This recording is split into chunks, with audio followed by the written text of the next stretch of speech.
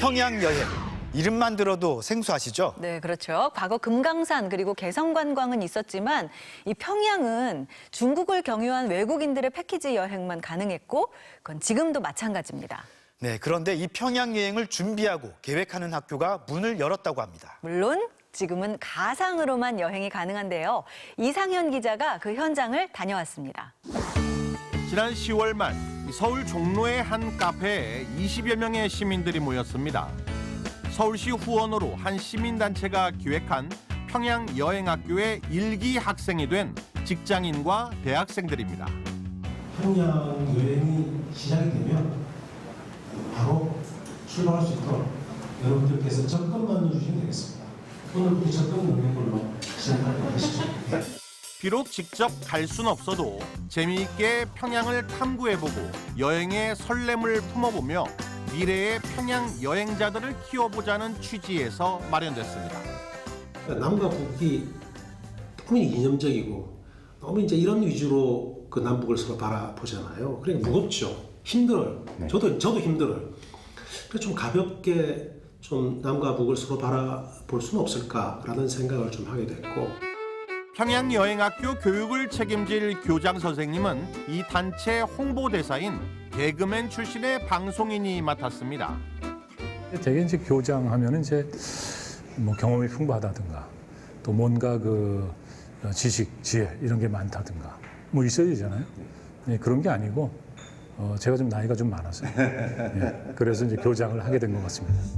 이후 수요일 저녁이면 학생들은 학업을 마치거나 일을 끝내고 이곳으로 모여들었고 여러 분야의 전문가들이 나눠서 평양의 역사와 문화부터 볼거리, 먹거리, 즐길거리까지 평양 여행을 위한 모든 것이 강의됐습니다.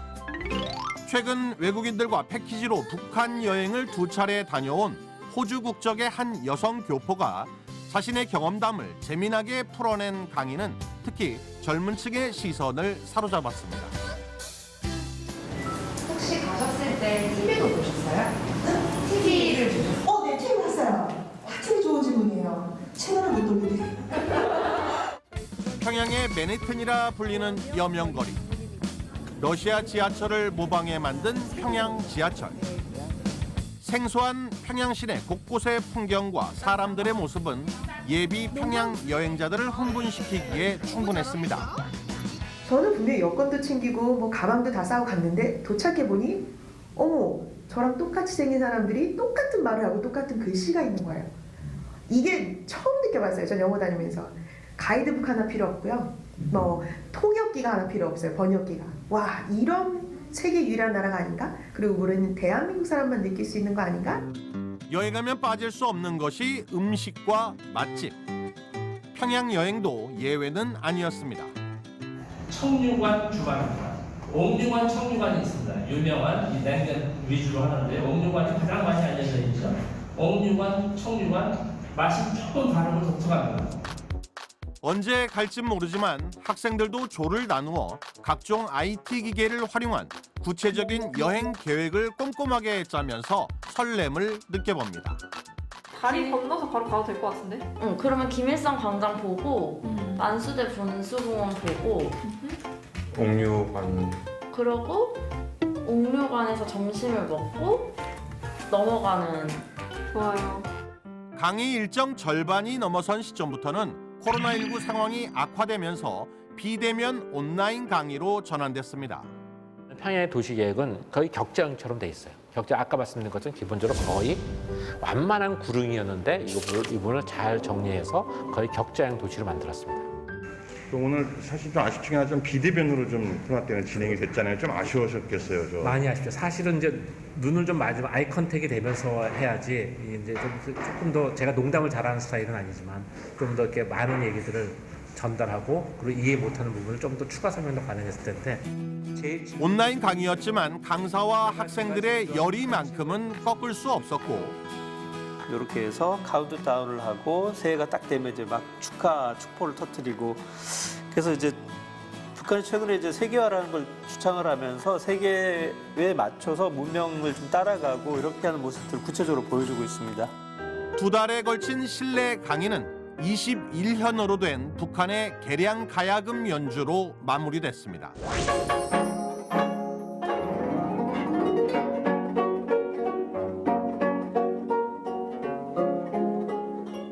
그리고 이어진 마지막 야외 수업. 지난 주말 졸업 여행을 겸해 강화도로 떠났습니다.